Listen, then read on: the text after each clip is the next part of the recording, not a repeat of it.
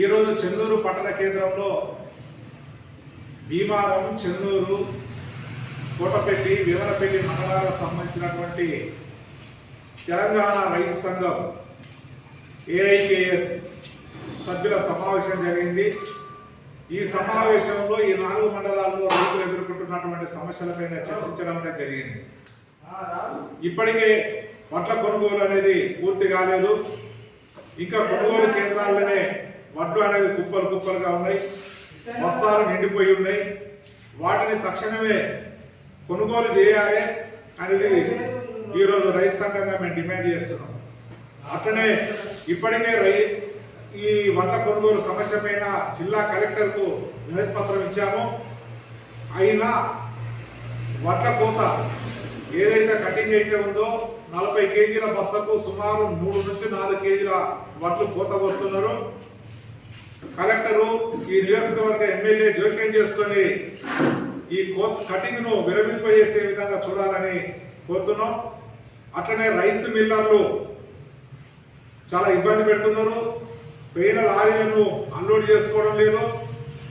Rice మిల్లర్లు ఒక దళారులాగా వ్యవహరిస్తున్నారు. వాటిపైన కూడా చర్యలు తీసుకోవాలని చెప్పి రైతు సంఘంగా డిమాండ్ చేస్తున్నారు. అట్లనే ఈ ప్రాంతంలో రైతులు అనేక సమస్యలు ఎదుర్కొంటున్నారు. వ్యవసాయ సీజను పనులు ప్రారంభానికి ముందుకొస్తున్నాయి. వెంటనే రాష్ట్ర ప్రభుత్వం ఇచ్చినటువంటి హామీ ప్రకారంగా ఎకరాకు 15,000 రూపాయలు వ్యవసాయ సాగుకు ఇవ్వాలని చెప్పి ఈ సందర్భంగా డిమాండ్ చేస్తున్నాం.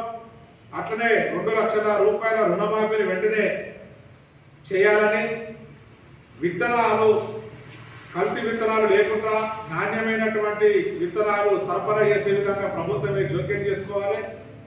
ఈ ప్రాంతాల్లో నకిలీ విత్తనాల బెడద, నకిలీ పురుగుల మందుల బెడద, నకిలీ ఎరువుల బెడద తీవ్రంగా ఉంది. దాని ద్వారా రైతాంగం నష్టపోతుంది. వాటిపైన కూడా తగిన చర్యలు తీసుకోవాలని ప్రభుత్వానికి, జిల్లా అధికార యంత్రాంగానికి విజ్ఞప్తి చేస్తున్నాం.